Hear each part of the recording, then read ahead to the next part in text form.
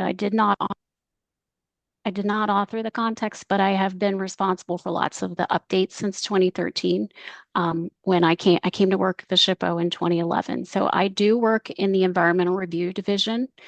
We review state and federal projects for their effects on historic properties. And as you know, Pennsylvania has an extensive agricultural heritage. I'm really excited to be able to talk to you about our statewide ag context. And we really appreciate the opportunity that the National Barn Alliance has provided. In the presentation, I'm going to go through what is the content of the ag context, how we use it. There's a lot of tools that we use to apply it, and we'll talk about those and how it's evolved even since 2013 when it was fully implemented. And then we'll conclude with recent efforts to develop guidelines for the evaluation of barns.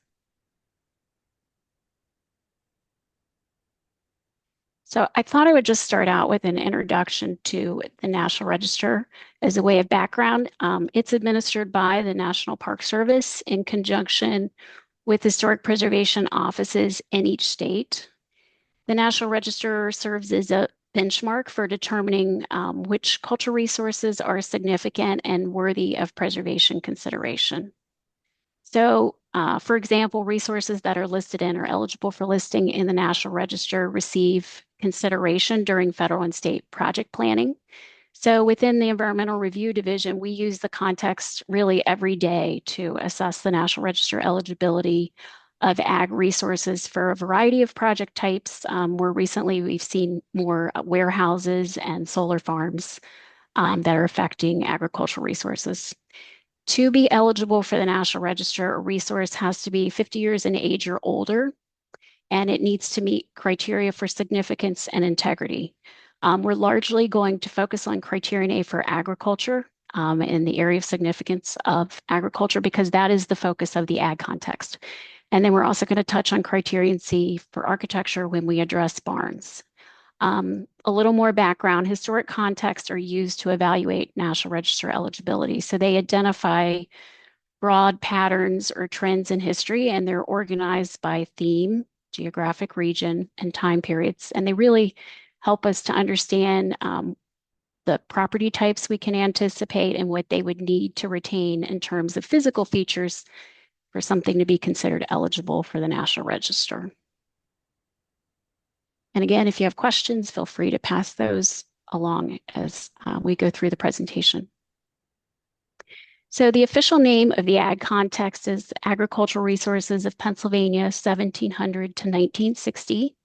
It describes the different types of historic agricultural resources, systems, and regions found throughout the Commonwealth.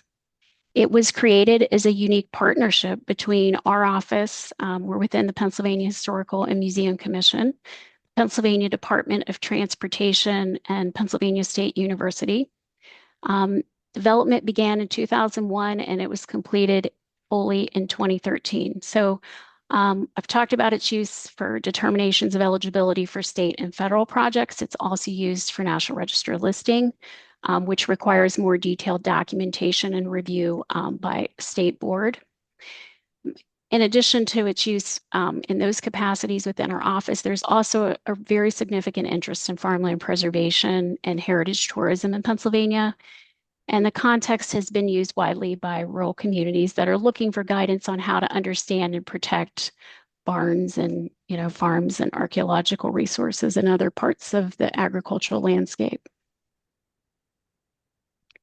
So the context identifies three property types. The farmstead, which is the farm buildings themselves, the barn, the outbuildings, the dwelling, and then the immediate land around that. The farm, which includes the farmstead, and then any kind of fields or meadows, pastures, orchards, woodlots, and landscape features like fences and tree lines.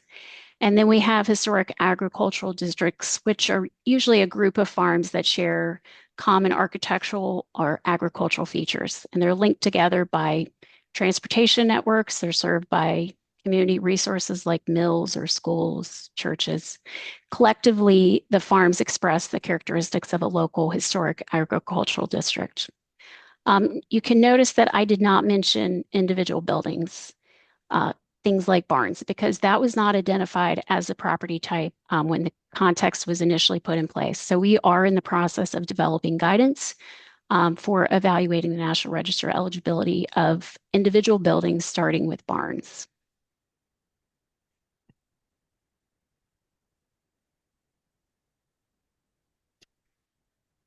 So the ag context is a very deeply researched and authoritative standard for evaluating historic and archaeological significance of Pennsylvania's ag landscape. It's divided by 16 regions that you can see here. The regions are based on factors like soil type and topography, access to markets, climate, and the cultural groups that occupy the area. So you can see there are some very broad regions like the Central Valley's diversified farming, which is shown here in blue, which is where I'm coming to you from tonight. That's characterized by a variety of property types historically.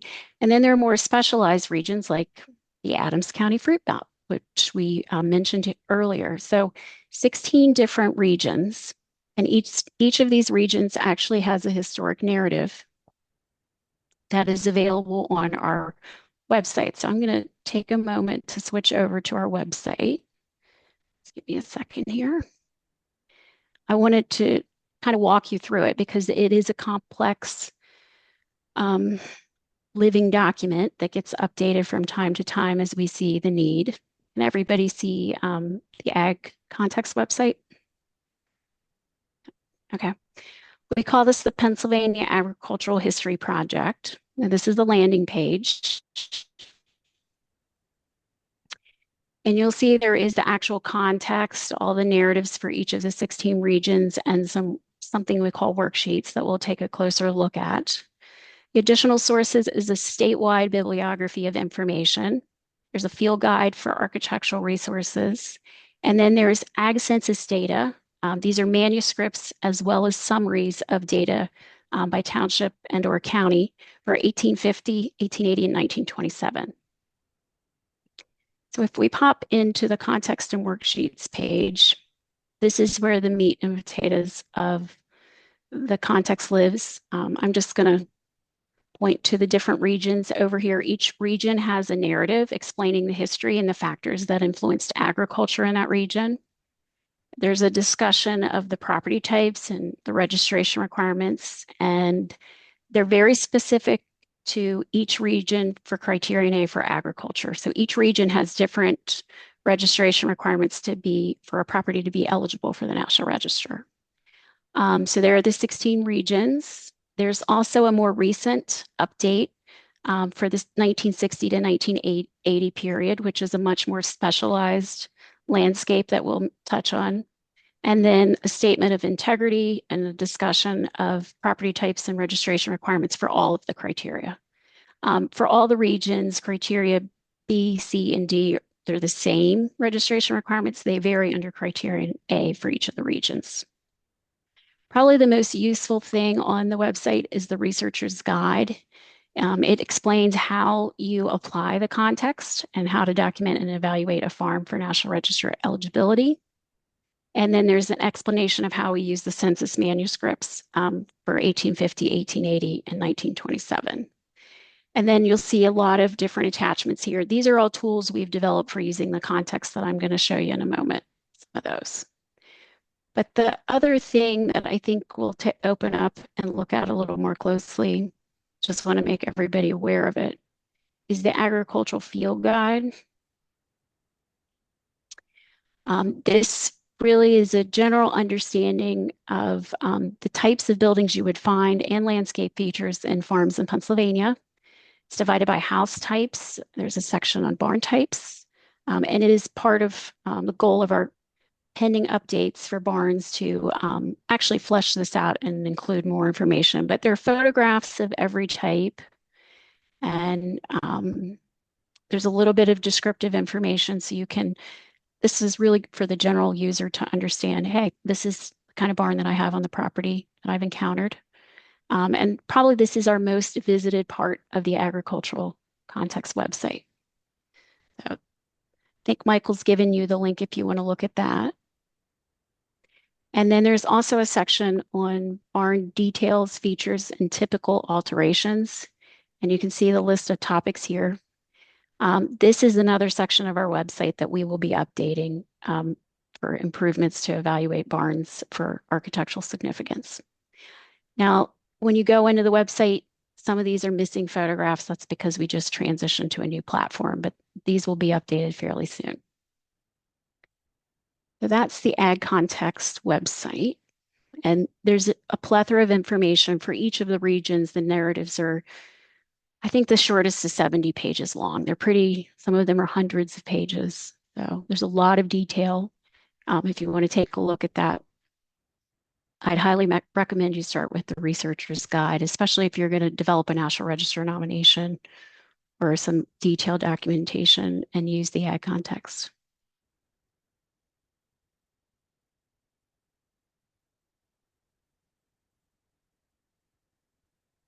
So in Pennsylvania, the assessment of National Register eligibility for agricultural resources begins with physical inspection before extensive documentary research. What we're really focusing on is examining integrity before significance. So this includes looking at each building to determine what its function might have been, the date of construction, the layout, and really assessing if it can continue to convey its historic appearance. There's an emphasis not only on the built environment, but the farm plan, the landscape of the farm, the field patterns, the circulation network, tree lines, waterways, ponds. All of that is included in the property type that is a farm. We try to date all alterations, additions, and removals affecting the buildings or the landscapes to understand how the farm has evolved over time. And it's important to keep in mind that alterations don't necessarily impair integrity. And in many cases on farms, they may actually indicate important changes in agricultural production. And this is actually an HDAC barn tour, I believe.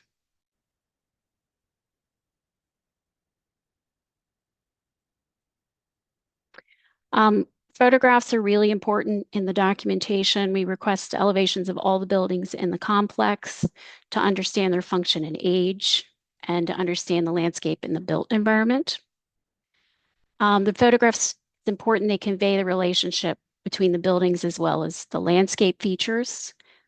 This photograph up here was taken from the actual threshing floor of the barn. So you can see the relationship between the house, summer kitchen, the woodshed, and the tool shed. This is the Hensel Winslow farmstead in Cumberland County. And this is the Schweitzer barn with these lovely stone gable ends that feature 3 rows of telescoped vertical slits at the mow level. We usually don't have interior photographs for federal and state project review. So a lot of times we are solely relying on exterior photographs in our assessments of National Register eligibility.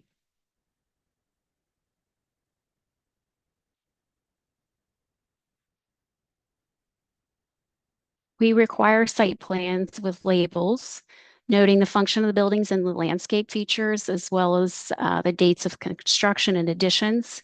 And less than 50-year-old buildings are also noted. We ask that the photographs be keyed to the site plan so you can see where photograph 4 was taken, where you were standing. That enables us to very easily orient ourselves within the farmstead.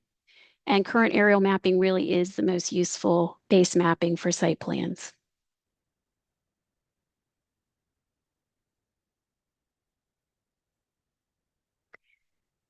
In addition, we ask for historic aerial photos to understand changes to the farmstead and farm. These historic aerials are available on the Penn Pilot website, and they were produced by the USDA, the forerunner to the Farm Service Agency. Initially, it's part of I think it was acreage control and conservation programs in the 30s. And for Pennsylvania, they're available for 3 spans of years. And you can find them at the link in the slide and that Michael just put in the chat. We ask that they be zoomed into the farm like this to illustrate the integrity of the built environment so we can understand any demolitions, additions, or Sometimes buildings get moved around in the farm complex. And then we also ask that the aerials get zoomed out so we can understand changes to the landscape features. So these are all required attachments if you're documenting a farm in Pennsylvania. And they're all recommended in the statewide ag context. So after the context had been in use for a while, we developed this, what we call the agricultural property assessment worksheet. It summarizes the information that's provided in the regional narratives that are on our website. So for each period, this is the Adams County Fruit Belt. You can see that the worksheet includes a summary of the product mix, the labor systems and any mechanization, land tenure, and then culture and ethnicity. And then there are registration requirements for what a farmstead or a farm would need to retain in order to be eligible for the National Register during that period. So these are kind of like cheat sheets for the narratives. So this is the Adams County Fruit Belt for the 1905 to 1940 period. You can see the most common products, mainly apples and some corn and small grains and cannery crops. There's some livestock, hogs, beef, cattle, some poultry, mostly family farm labor with modest mechanization. And then you can see there's a big change when you get into the more specialized production with the migrant workers. Low tenancy in this period, but then we come over to the area of specialization, and there's a lot more company-owned farms that have tenants with managers. There's still some lingering culture and ethnicity influences from Pennsylvania Germans, and then we get a completely different dynamic in the specialized period. But for a farmstead to be eligible for the National Register during this time period, it would need to retain a house and then architectural evidence of focused on apple or orchard production. And then it would also need to retain the relationship between the buildings and the land that would reflect orcharding, apple culture. Most of the time, there at least an orchard remnant would be required for the farm to be eligible for this time period. And farms can be eligible for one or more than one time period or for all of the time periods by reflecting by what we call changes over time, which is this last category. And they would need to have architectural evidence of all the major periods. And this has probably been one of the most popular things that we've adopted, and we ask that it gets attached to all farm documentation in Pennsylvania.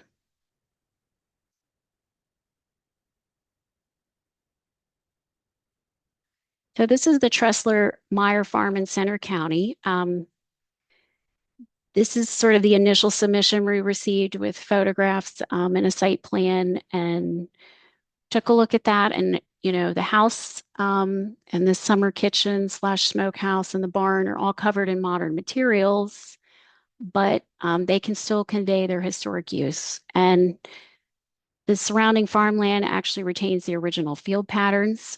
There is some modern construction here at the western end of the farm complex, you can see, but it's outside of the farm plan. So this retains sufficient integrity for us to ask for more information in a National Register eligibility evaluation level documentation.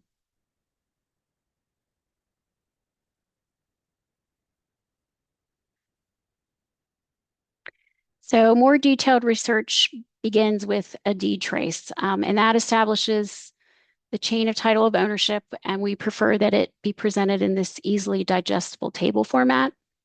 We know that John Myers acquired the property in 1872, if you look at this, and that enables us access to additional information like the agricultural census data.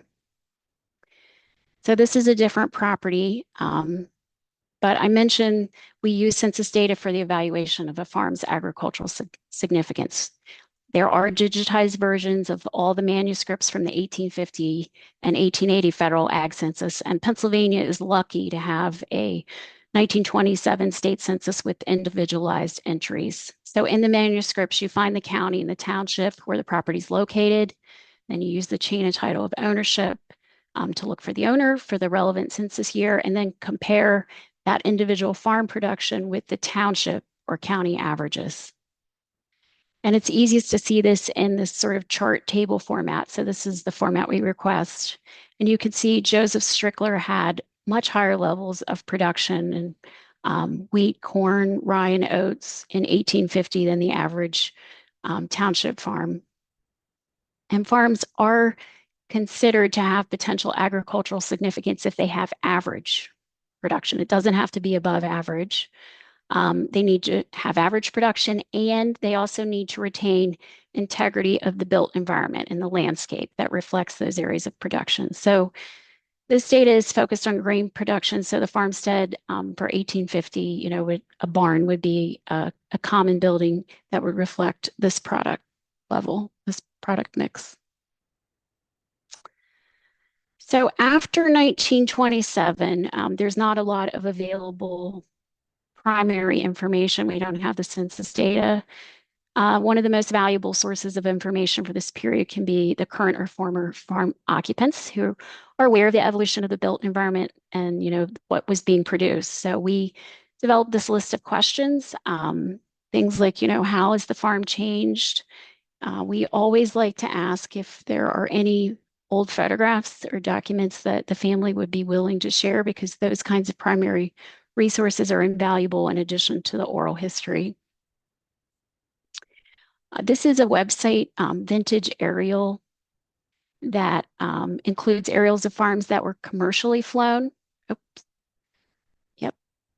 So this is one from the Vintage Aerial website. Most of these post-date 1950, but you can see if you look closely at this aerial, here's the present day farm, and you can see a number of changes, the loss of the summer kitchen attached, or the bake oven attached to the summer kitchen. Summer kitchen's still here, but the bake oven's gone. Really, the silo's missing. The stable level of the barn's been altered. The pig house is gone. The milk house is gone. These are invaluable information when we're working to assess the integrity of a farmstead. And there's also the landscape to consider. Because of the lack of agricultural census data after 1927, Sally McMurray, who was the primary author of the original ag context, she prepared a tutorial on how to infer agricultural production by closely examining historic aerial mapping. And this can be really enlightening if you have the time to do it. This irregular polygon is reflective of hay production in the 1960s and later soybean production. And the red dots here indicate fields that would have been pasture, and you can tell that by their irregular shape. The pathway leading from the farmstead out to the field, as you can see here, trees on the interior. The tutorial also does a good job addressing conservation practices that are visible on historic aerials like contour strips and ponds. So that might be something you want to check out. Real quickly, I just wanted to highlight a farm that was listed in the National Register under the statewide ag context. This is the Robb Farm in Huntington County. And it has an amazing built environment. There's a house, barn, and 9 outbuildings dating between 1833 and 1920. It's very intact. You see the poultry house, milk house, and then the basement level of the barn even has the original stanchions and feeding area for the dairy. And if we look at the data for the Robb Farm, this is the census data for 1850. You can see the farm had comparable to greater levels of production in nearly every category. And yeah, 10 times more horses. I thought that was pretty neat. Maybe they were, I don't know, pulling the machinery for all the wheat and the oats that were being produced. The farm also had high levels in 1880 and 1927. And then when you take a look at the aerials, so the top is the 1938 aerial, and the bottom is 2009. You can see there's really not been a lot of change in the field patterns. There's been some woodlot expansion of this woodlot where this field once was, but otherwise this farm landscape is pretty much the same as it was in 1938. So this was listed in the National Register in 2009. So more recently, as we have to bring the context up to date, meaning 50 years from the present, um, we had to develop a supplement to the context, and it's called Agricultural Resources of Pennsylvania, 1960 to 1980, an era of specialization and expanded Amish presence. And I think that pretty much captures it very well. After 1960, Pennsylvania agriculture largely shifted from regionalization and diversified production to more specialized production. And this resulted in a shift in the approach to the evaluation of farms from regional significance to statewide significance. So specialization on the statewide level. The dominant specialties that arose in that period are all highlighted, and dairy is a very big one, but also livestock, poultry, cash grain, hay, and orcharding. And you'll see that farms really need to retain a high number of outbuildings to reflect the state and national standards and trends. Um, so smaller part-time farms that reflect specialization in this period are generally not considered to be eligible. It's only those that have the highest levels of production as reflected in the built environment. We also added this category for the plain sex, largely Amish populations in this period because of their ties to agrarian lifestyles and their widespread growth into areas that were no longer being farmed by the English. They had a tremendous impact on the landscape and continue to do so to the present.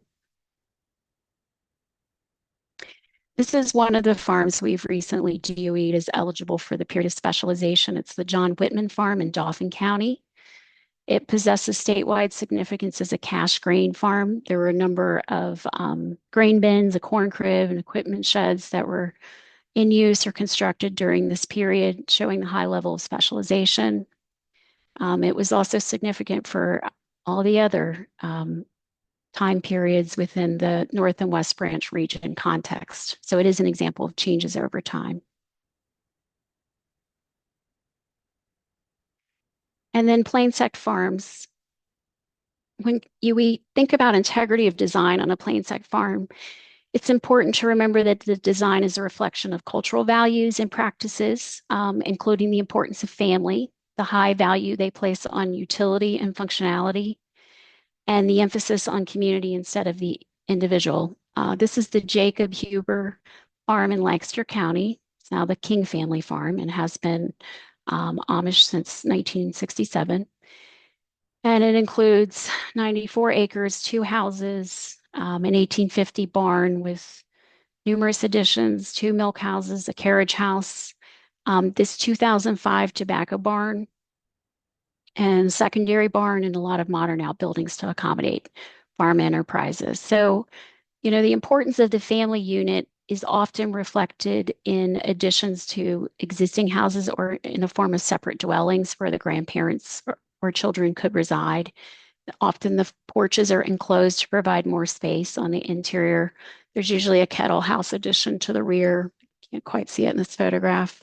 The practicality placed on interior arrangement over outward form creates these kind of asymmetrical elevations because the plain sect, modifies the building to suit their needs. But we, in assessing these, look to see if the core structure remains, and you can still see the 1845 brick dwelling here. This is the 1755, much earlier log dwelling. Typical alterations to the barn, you'll see alternative power sources. This is an entrance for buggies. There'll be spaces for keeping horses. Tobacco curing barns are also very common as the large families provide labor. And like I said, this barn was built in 2005, but the Amish continue to use very traditional forms. And often in their desire not to leave the farm, they will add a number of these sort of modern commercial or manufacturing enterprises, which can detract from the integrity of the farm plan. So a lot of the modern changes to this complex are on the edges here and down here.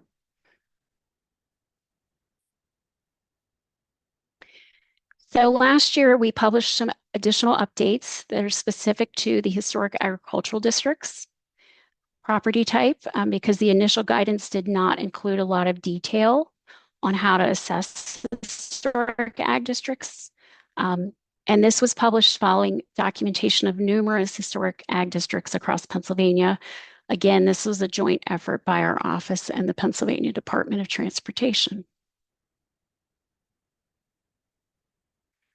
And because these are such large areas, thousands of acres sometimes, we examine the integrity of the landscape at our desk before we make site visits. We look in PA Share, this is the SHPO's online database, to see if there's a previously identified agricultural district or agricultural resources. This is the Reeseville Area Historic Agricultural District in Lebanon County. There were 330 previously identified resources because of a 1980 survey, which was helpful. We also use current aerials like the one you see here and Google Street View and tax parcel mapping to determine if the area is primarily composed of large agricultural tracts without a lot of residential development, which this area is. You can see there's some linear development along roadways, residential development, in the small tax parcels that you see there, but mostly it's larger farm tracts. We can see there's some modern poultry houses, but they're generally on the edge of the farm complexes. Also very important in the evaluation of ag landscapes are historic and aerial comparisons.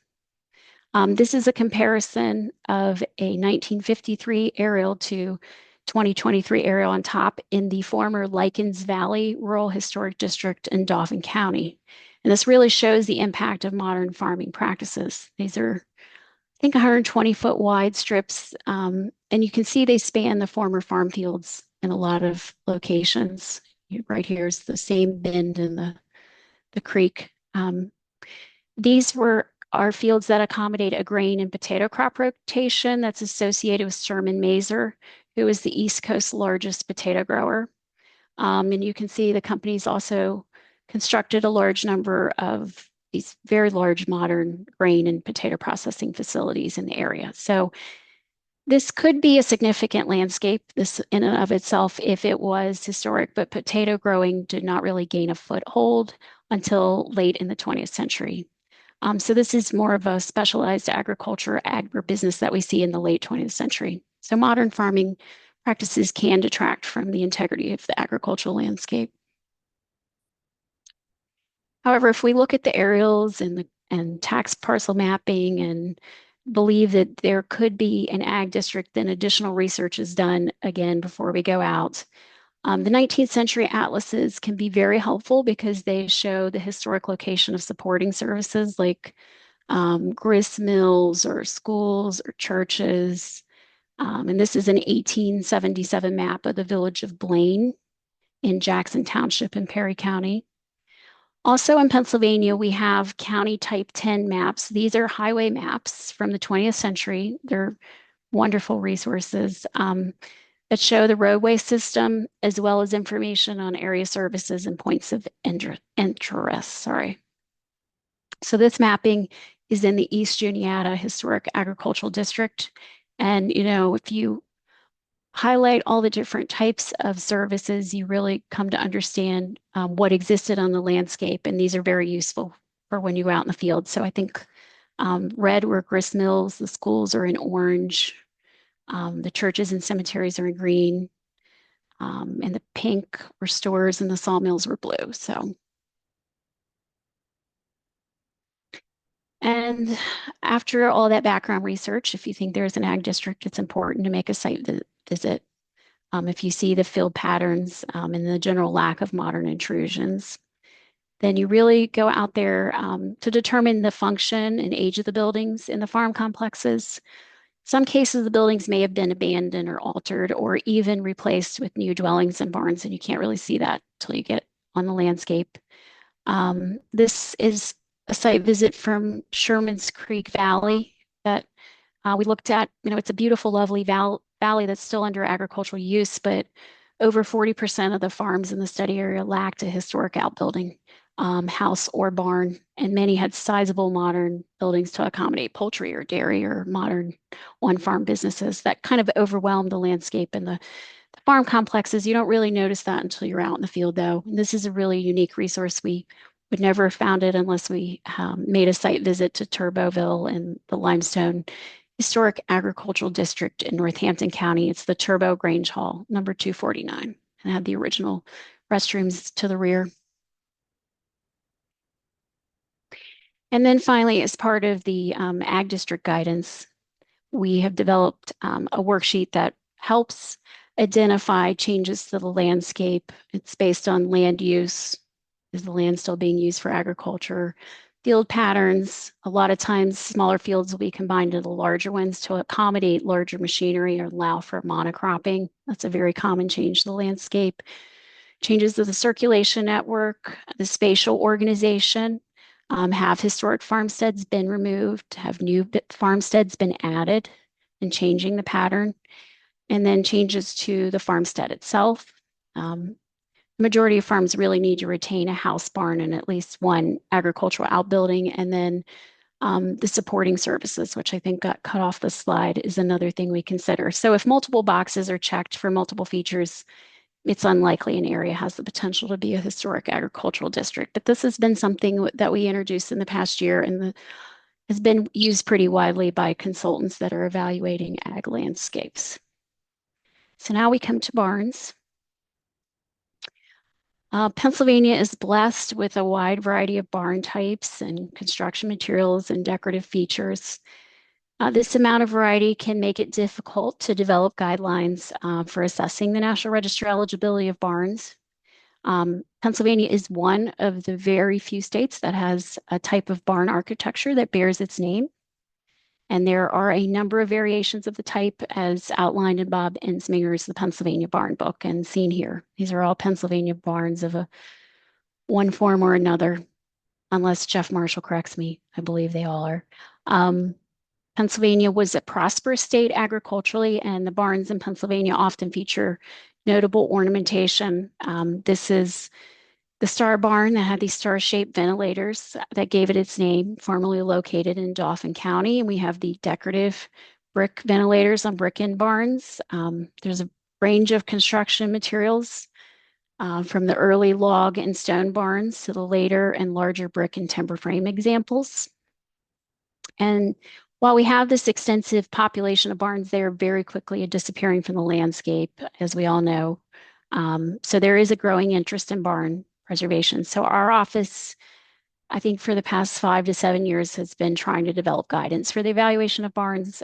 We've been working with preservation groups, farmers, local governments, land trusts, and farm conservation organizations to begin talking about how to document and preserve these barns.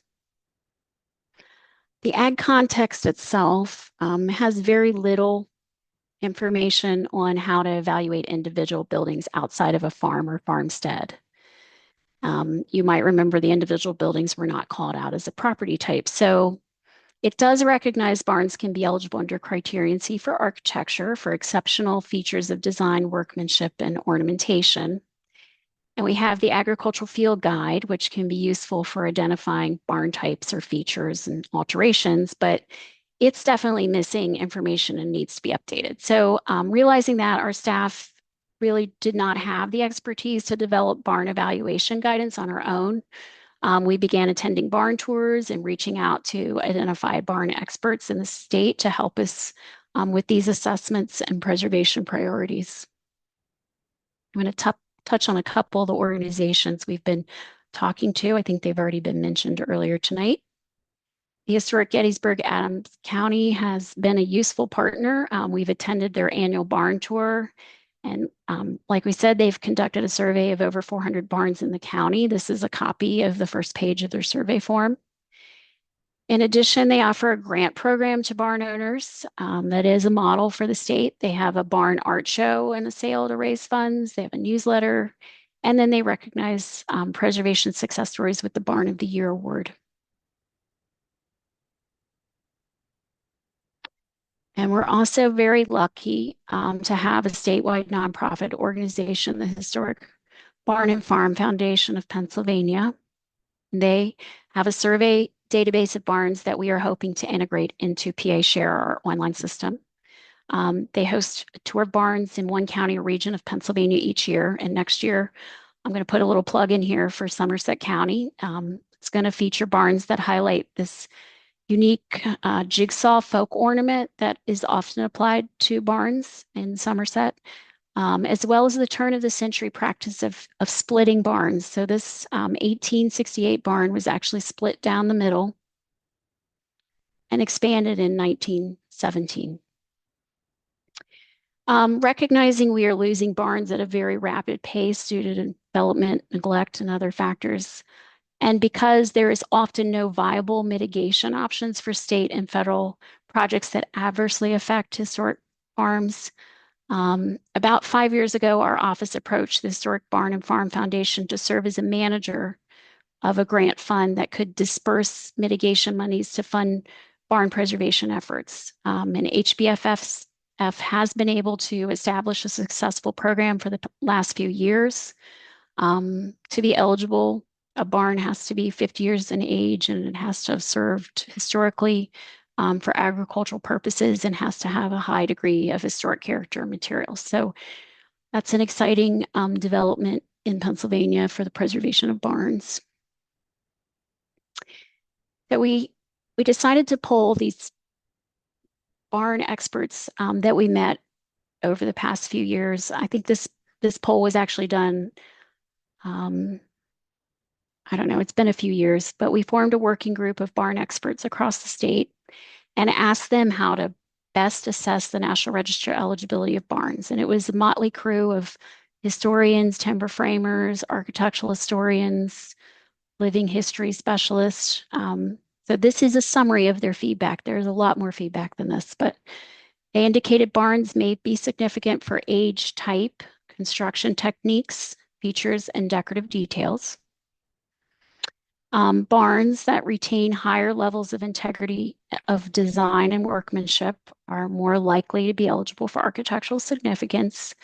And that's more important than materials. So you could cover a barn in metal siding, and that does not necessarily affect integrity, as the historic materials and features can remain underneath.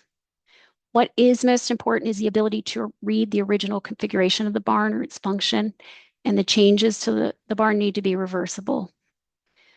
Photographs are very important given the often lack of expertise of those submitting information.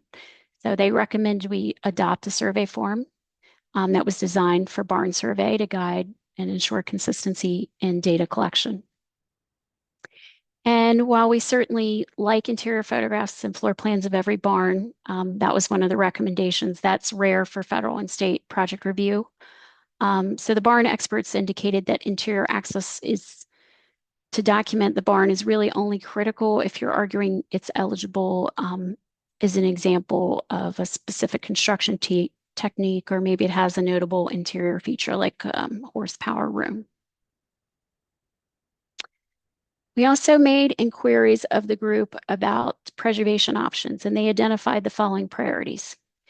The financial assistance for barn repair, which we subsequently worked with them to create the Barn Grant Mitigation Fund with HBFF and modeled off of HGAC. A regional survey and context for evaluating barns, and we've begun working on some of that. We have not begun the last three efforts, and we're certainly open for suggestions to make these priorities happen. Online resources for barn owners to learn about barns and ideas for their adaptive reuse. Technical briefs on common cost-effective solutions for abandoned barns. I think that's a great one. And then statewide workshops on the preservation of barns for county and state staff, as well as barn owners. So if you're aware of any examples of these types of efforts or ideas on how to make them happen, please speak up at the end of the presentation. Be happy to hear. Also, as part of this effort to understand barns, we funded a National Register nomination for the circa 1881 Mellister Barn in Cumberland County. We chose this barn because it's a fairly average barn. It has lost its historic farmstead. It's the only building remaining besides the spring house, which is in ruins. And we really wanted to see if a barn this average could truly stand alone for architecture, as opposed to something that might be more architecturally notable or unique, like a round barn. So the documentation was prepared by a barn historian. It included detailed information like floor plans and cross sections showing the framing system, which is not something we could do for state or federal review, but it is something we would require for National Register listing. The nomination also outlined those features that are common to the standard bank barn, and talks about the overhanging eaves and our forebay, cantilevered forebay, the banked siding of the doors that lead to the threshing floor, and the use of storage space over stables. So while this is a late example, and it uses timber framing as well as sawn lumber, it is unusual because it's unaltered. In most cases, barns have been altered for modern dairy or other uses. So it was listed in the National Register under Criterion C in the area of architecture as a well-preserved example of the Pennsylvania Standard Barn in 2020.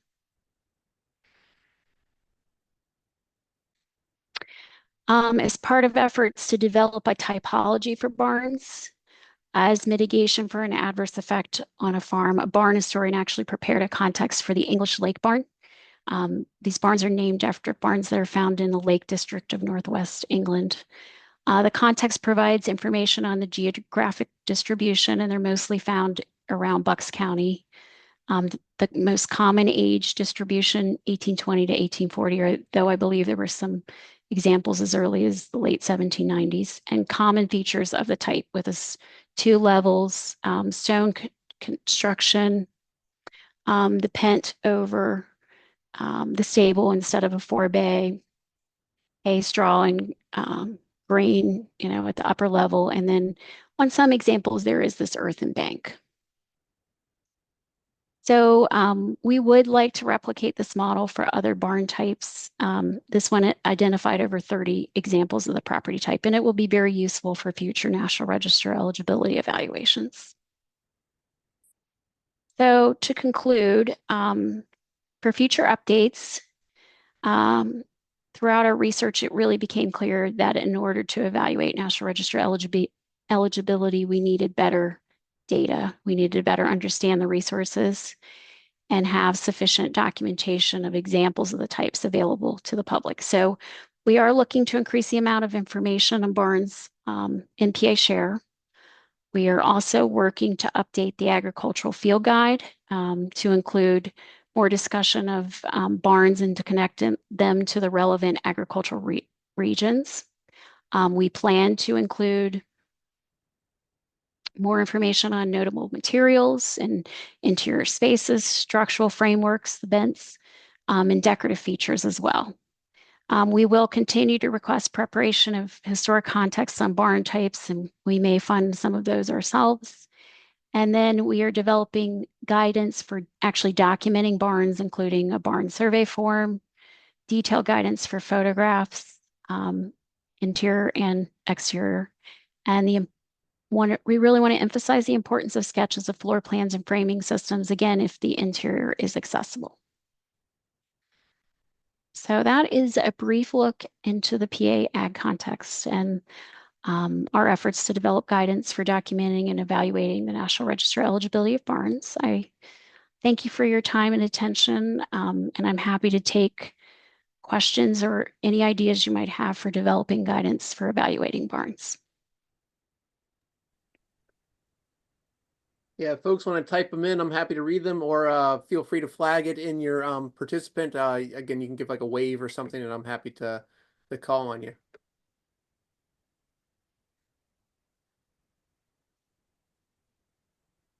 Looks like Laura, you've got a question. You go ahead and unmute yourself. Sure. Thank you. Barbara, I just wanted to, well, first of all, I wanted to say thank you for a fantastic presentation. This was tremendously helpful. And I also wanted to say it's sort of both a comment and a question. So you had mentioned sort of like preservation mitigation techniques, adaptive reuse examples. And I worked for 5 years as an urban planner or just a land use planner in Lancaster County. And one of the issues that you touched on earlier about sort of the sort of movement away from agriculture and getting more into other industries was really present there. And one of the things that I would see is that there would be an adaptive, changes to the use of the barns for these different, something like some type of like small building industry or, sheds or that type of thing. They would kind of use it as a staging area, which I guess if it read the same, you know, visually outside, I would think that that would be a good thing. But I guess my question is, does that also in some way diminish from the integrity? So your question is, does the lack of continued agricultural use affect the integrity? And Yeah. It depends on, I think, what you're looking at in terms of significance. If you're looking to nominate that barn or determine that barn eligible for, agriculture Mhm. potentially. But I also think, it could still be architecturally significant Okay. if it retains that open spaces and, if you still have the framing system, if there aren't a lot of changes. I mean, barns were also modified heavily. There's a lot of Good point. alterations, like for poultry or, okay, we're going to hang tobacco in the barn. We're going to add, spaces up above. Right. So I So think it's yeah. like you said, is it still discernible? Does it read like a barn? Mhm. That's the big question. But And then what criterion or criteria are you thinking like using, like what lens are you looking at it through? And that was yeah, sort of right. dictate. Okay.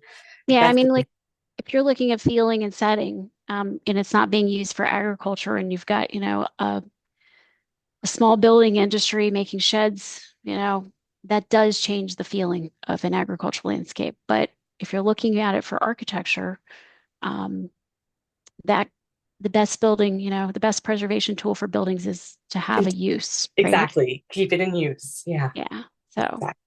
that Thank was you, a Barbara. Super sure. helpful. Jeff, I see you got your hand. Go ahead and unmute yourself. Okay, thank you. I think in terms of, coming up with different uh, categories to do further documentation, I think the transformation into the dairying period of the 20th century is critical in how it changed older barns, and then the introduction of the gambrel roof barn across, the country, and particularly in the Commonwealth, Mhm. is a shift, a dramatic shift in the building types, and that's probably um, something that can really use a real in-depth study and trying to date them. And with them go silos, which are almost Mhm. always 20th century. They were around a little bit earlier. So I think that is something that the state should try to look into coming up with another context. And speaking of which, if one wants to amend one that has been done on English Lake District barns and add more, can I do that? You And can. just send them up to you because I've gotten a couple more since I submitted that. So thank you. Yeah, that would be great. Thank you. I, and Sally McMurray did try to address some of the major shifts in dairying in the architecture in the Right. 1960 to 1980 update. But there's certainly, it's just so many different types. And like you said, a lot of different components could use more in-depth study, and that's definitely one because it is very common to the landscape. Especially with the introduction of different shoyer and different truss systems and how Yeah, that's they true. replace timber frame, traditional Yeah, timber frame. Thank you. sure. All right. And I we would see. love a silo context too. Anyway, I see. One of your biggest fans, Danae, has her hand up. I'm definitely one of the biggest fans. That is true. I've been looking into this context. I'm on the phone. Anyway, I've been looking into this context since it first came out. Actually, in Kentucky, we were trying at the time to look at just a few minutes to get away. Hi, say hello to everyone. Since we decided to. Anyway, Anyway, so I want to thank you. I know it took a lot of hard work, and I know, I mean, just even creating the methodology. And I know I used to work in CRM. I've now transitioned over to the nonprofit, but when I was at the CRM, I will say, if anybody else on, it's so rewarding, even just to read the other context, to understand a little bit more about, different types of farming, because I think that takes a long time to read and to be able to understand. Which brings me to a question more about creating something like that. I think, and you talked about the amount of records, archival records that are available, that were really that helped form that foundational basis. Because it sounds like we're kind of still coming around to increased documentation to help kind of, to add extra to that. But I know a lot of places don't have all of those types of resources. You could certainly go for the 1850 to 1880 agricultural census, but if there's, I guess that's what my question is going around, is how critical do you think that really is to being able to build these contexts as opposed to, I guess a more general understanding?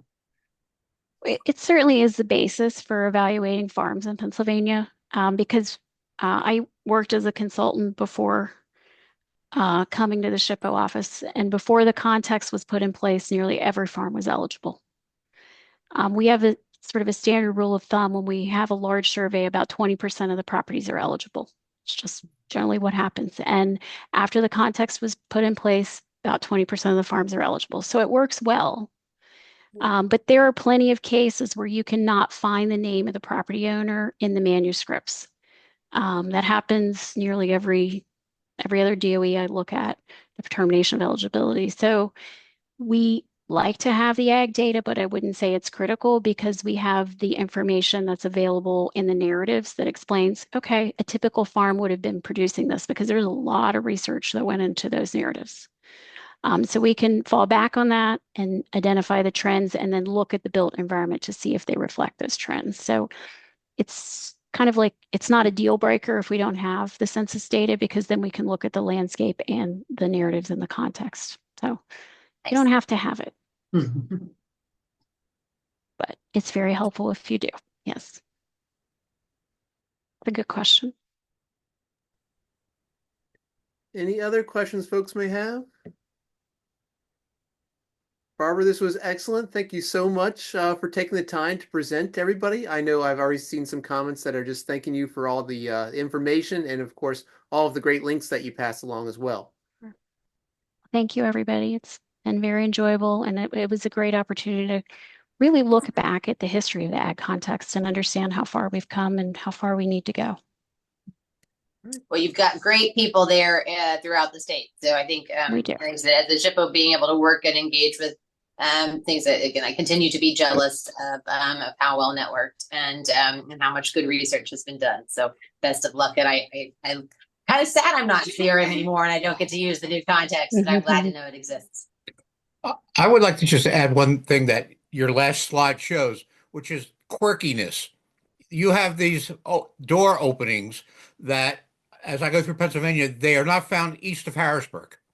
And it's just such a minor little quirky thing that, it's one of these things we, hate to not note, but I don't know if it's significant or not. It's just quirky. And trying to put something like that in context, it shows, I think, part of what makes Barnes so fascinating is that you have hundreds of these little variants that are regional and, but then the region stops and there's no explanation as to why it starts and why it stops. But your last slide just reminds me that I never saw them until I went out to Gettysburg and Harrisburg, and they're very common. They're everywhere. And Yeah, they just are. one of those things. If I might jump in and offer something on that. And Jeff, I'm a rookie at this. So there is on the HBFF barn tour this year was the Schultz barn that sits on the county line between Montgomery County and Berks. Those kind of cutouts are not just on the doors. They are in the mow wall leading up to the ladders that run up the middle of the bents.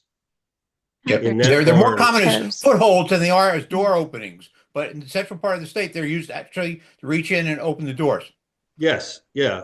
But I was just pointing out that that particular thing is also used for a foothold as an extension of a ladder through the mow walls in a couple of the barns that I've seen in Berks County.